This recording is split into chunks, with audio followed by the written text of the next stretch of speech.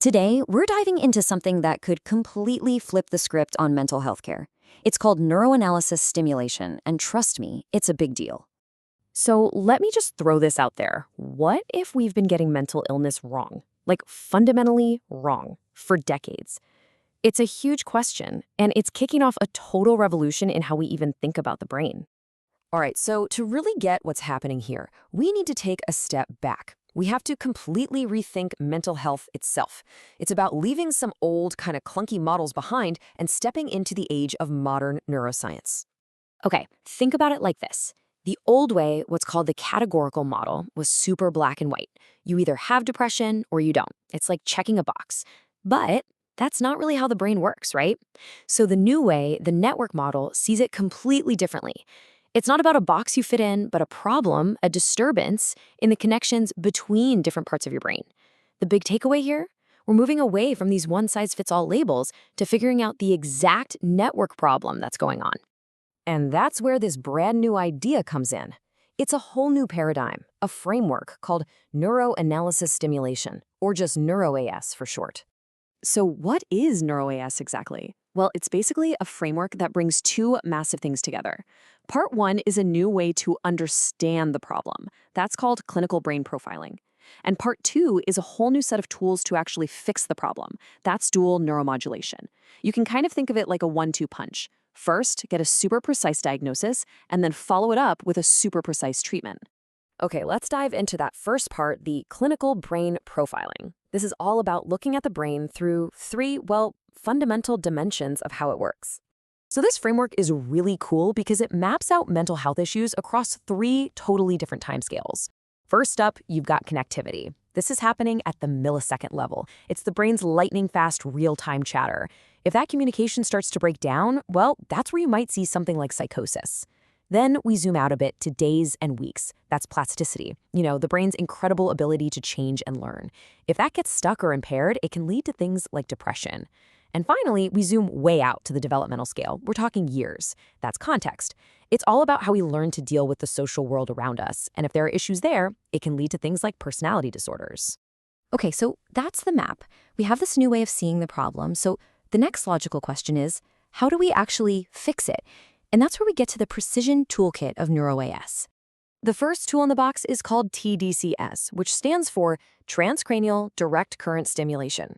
Basically, it's a totally non-invasive method that uses a really, really weak electrical current to kind of gently nudge the brain's surface, the cortex. It can either turn the activity up or dial it down. And then there's the second tool, LIFO, or low-intensity focused ultrasound. And honestly, this stuff is incredible. It uses acoustic waves, literally sound, to pinpoint and change the activity in those deep parts of the brain, the places that TDCS just can't get to. So here is where it gets really smart. Look at how these two tools work together. They're like a perfect pair. You have TDCS using electricity on the surface. Think of it like a broad paintbrush, right? Covering a wide area. Then you have LIFO, using sound to go deep with the precision of a fine-tipped pen. One is broad, one is deep and specific. Together, you can basically treat the brain's entire architecture. And this is maybe the most important part of the whole thing. Because one is electrical and the other is sound, they don't interfere with each other at all. That's huge. It means you can use them at the same time or one after the other for a treatment that's way more powerful and comprehensive than anything we could do before. Okay, I know this can all sound a little bit abstract. Network modulation, brain profiling. So let's make it super concrete. Let's walk through what a NeuroAS protocol might actually look like for something really common, like major depression. So remember that plasticity dimension we talked about? Well, in this framework, that's what's going on with depression. The brain basically gets stuck. It's locked into this negative pattern, and it just can't update its internal map of the world, even when good things happen. So here's a simplified version of a treatment protocol. First, you'd use TDCS to kind of prime the pump. You enhance the prefrontal cortex to get that executive function online. Then, step 2, you bring in the LIFO to turn down the volume on the brain's sadness center, which is usually hyperactive. Step 3, you use LIFO again, but this time to turn up the volume on an optimization center, helping the brain get unstuck and start learning again. And you can even add an optional 4th step, using LIFO to quiet down the amygdala, which is the brain's fear or threat center. See? It's not one single shot. It's this multi-step, super targeted attack on the exact network that's gone haywire. So when you lay it all out like that, you start to see just how big this could be. We're not just talking about a new gadget or a new technique. This could be a fundamental shift in the whole future of psychiatry.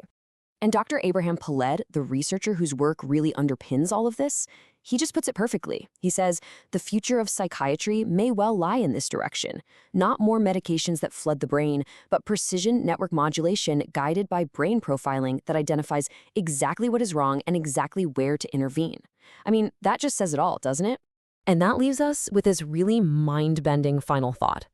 An approach this precise doesn't just have to be about treating illness.